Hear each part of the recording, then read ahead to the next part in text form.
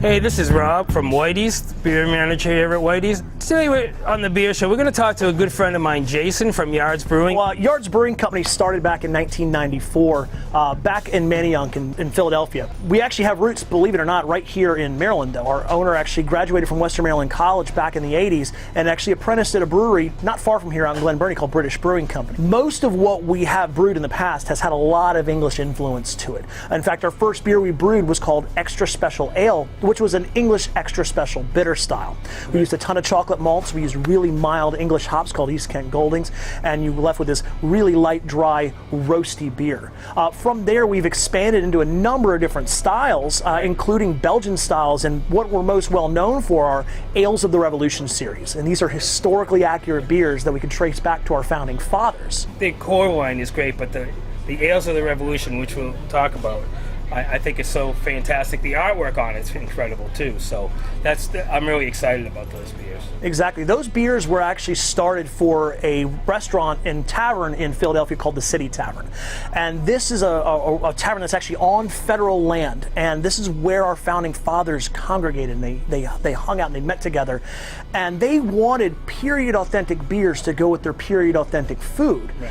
So we worked with them and looked up recipes that we could find that had authenticity to them. We did a Thomas Jefferson Tavern Ale brew with oats, rye, and honey that was mellow and sweet. We did a General Washington Tavern Porter that was brewed with a lot of molasses that created a light-bodied porter with this beautiful minerally sweetness.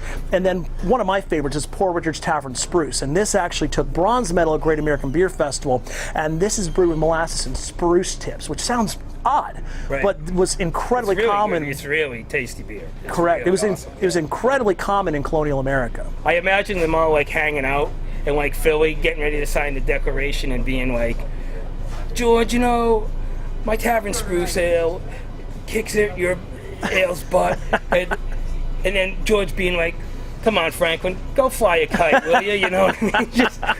Just like some like really funny banter and going on about it. You've been waiting all day to say that, haven't you? I've been waiting all day to say go fly a kite with a key on it too.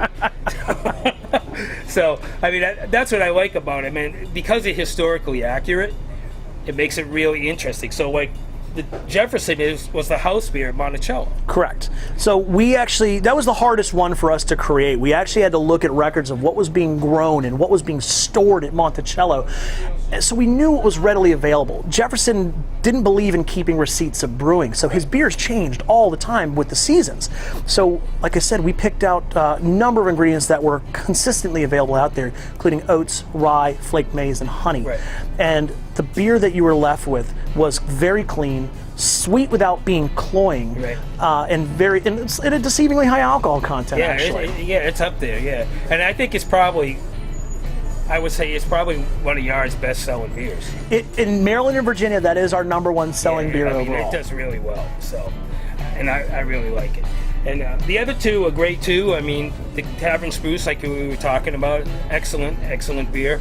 And now that I can imagine that Franklin was a little bit better record keeper than most. In fact, that recipe was published in Poor Richard's Almanac by Ben Franklin. So we have a very specific recipe to look at with that. Cool. Correct. And actually, the General Washington Tavern Porter came from a letter he wrote to the troops during the Revolutionary War. Right. The recipe called to substitute most of the grains for molasses out of sheer necessity. Most of the grains they would normally brew with were being sent to make food for the army. Right. And beer was as much part of daily rations as any type of food would be.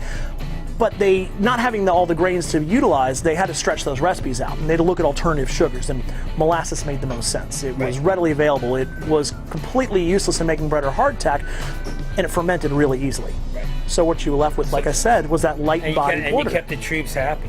Kept the troops happy. If you were shooting at me from 20 feet away, I pretty much want to be drunk for that. Especially with back in the day when they they might not hit you, but when they did hit you, damn, that hurt.